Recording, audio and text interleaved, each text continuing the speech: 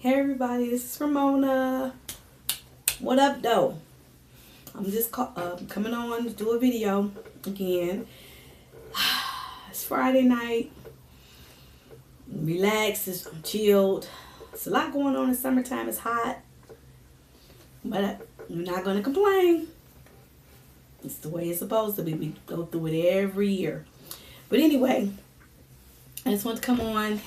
And earlier this week, I did do a video, and I talked about, what the book was about. It was words from the author. And so I am back again. Yes, twice a week. All right. Yeah. I'm trying to keep on track. But anyway, I decided to come on tonight just to do a little reading. And I'm going to read from the prelude, Daddy's Love.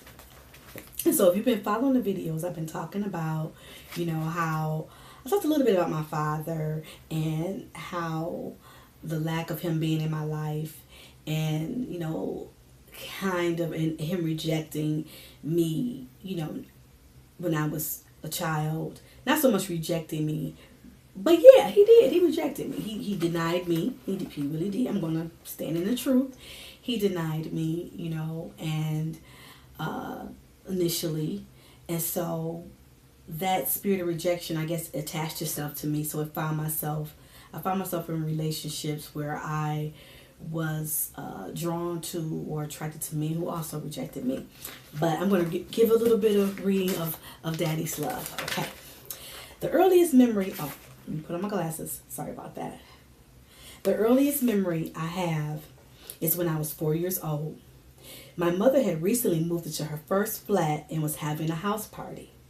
I remember hearing laughing and talking in the other room. My brother and I were in our bedroom. The room was only big enough to fit one bed. Though we were supposed to be asleep, we were listening in on the adults, as you know children do. All of a sudden, I hear my grandmother's voice. I could hear her cursing up a storm. She and my mother were arguing. I just remember her saying, "Where is Mickey?" The curtain was drawn back because we didn't have a door. Grandma pulled back the curtain, swooped me up, and we left.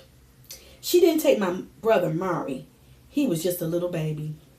He may have just turned a year old. She took me to live with her that night. My grandmother has always been present in my life. She was there from the very beginning. I recall that particular moment as her initial presence and influence in my life. Alice Carroll Calhoun was and is the matriarch of my family. She helped raise me from an infant. I was the first grandchild, the baby, and I was spoiled rotten. It wasn't too long before my mom was living with us and eventually the entire family. Our address was 8900 Dexter Avenue. There was a lot of history in that house.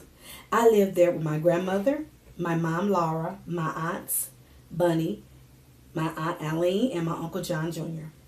My parents were not married and my father was always in and out of my life. Sometimes months and even years would pass before I would see or even hear from him. He was constantly in and out of jail during my childhood. But that didn't matter to me. When he would show up, I would be so happy to see him because even if it was for a short time, I was still Daddy's little girl. I yearned for love and acceptance from my father. He always made me feel loved and special when he did come around. He would pick me up and tell me how pretty I was and kiss me on my cheeks. It was just so sporadic when I saw him. The lapse in times started to get longer and longer. Many times he would visit. It was unexpected, never scheduled. Sometimes I could hear my mom arguing with him on the phone saying, "It's too damn late. Why are you calling at 10 o'clock at night to see Mickey?" Yes, I know what that was all about. My mother believed I was an afterthought to him. Maybe he was in the neighborhood at the time and just happened to remember he had a daughter. Who really knows? After several minutes of rehashed history and arguing, she would give in and let him see me. It was obvious my mother and father didn't get along. The first half of our visit, she would sit and watch intensely from the dining room, monitoring his every move, his every gesture, as if he was going to bolt for the door with me or something. She watched, waiting to object to anything that he would say that she felt was a lie. He could tell some stories, though. He was a good liar. All the promises that was made to me as a child, promises of taking me on trips and shopping, I knew they were lies. What he failed to realize was that I didn't care about material things. All I cared about was him. So I would listen and pretend to believe him. So this is just a little bit of my childhood that I'm sharing. And my mom and my father's relationship was very tumultuous. My mother, she just didn't want my father feeding my head with a bunch of lies. And so when he would show up, she would get angry because she knew that he would make me a lot of promises that he did not fulfill. So that's where that resentment and anger came from, and her not wanting him to come, because she knew that it would probably be another 3, 4 months, 5 months before I would see him. And so that was the reason why she didn't want him to come. I'm going to read a little bit more. My mother didn't want him feeding my head with a bunch of lies and false promises. So by the time the visits were over, they would be in a full-blown argument. I did not understand growing up why she hated him so much. She always had this intense gaze of resentment in her eyes, words unspoken, yet spoken so profoundly. Perhaps he'd broken her heart one too many times. My father would always make light of the situation and make her attitude towards him as if it was nothing, or suggesting that she still had feelings for him. I remember hearing, "Girl, your mama still love me." He always made extremely cocky statements, which only made it worse. Remember that song by the Pretenders? It's a thin line between love and hate. That song described them perfectly.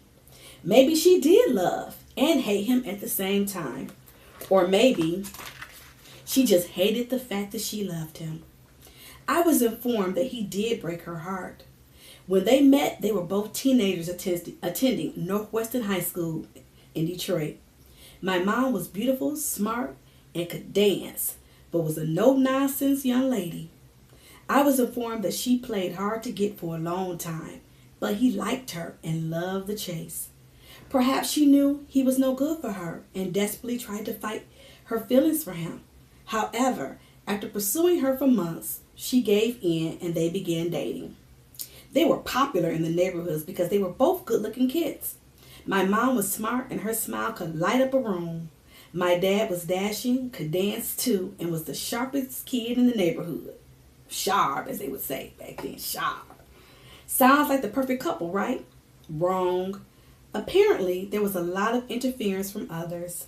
Some were jealous of their relationship, and some of his family didn't approve of them dating.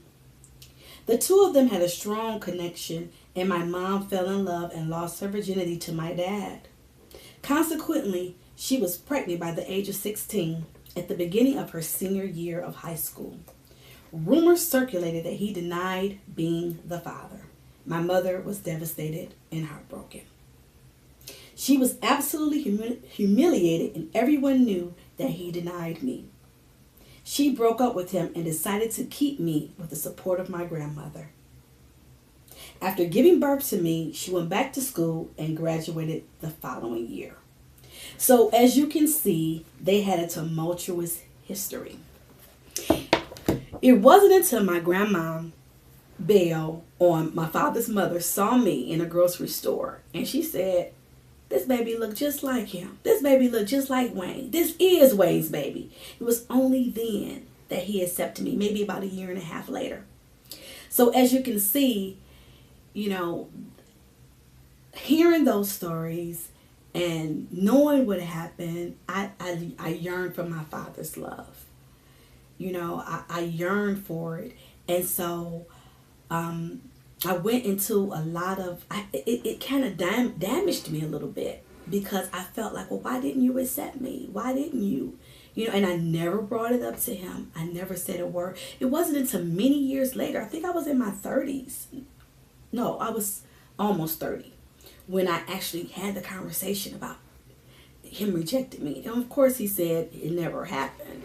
But I knew by his reaction that there was some truth and some validity to it. So I just wanted to just come on and just share a little bit of the prelude, Daddy's love, and how important, fathers are. Mothers are important. We all know mothers, hands down, are so important. But little girls need their fathers. Their fathers are the first to, show them what real love is. They're the first male figure in a little girl's life is a father. And so they're very important. And so I just wanted to just come on and just give a little, reading of the book and the chapter. It's a whole lot. It's a whole lot in here. But I can only give so much. I can't give it all. So anyway, I hope you enjoyed the reading, and I will be back. I'll be back probably next week. Take care. God bless.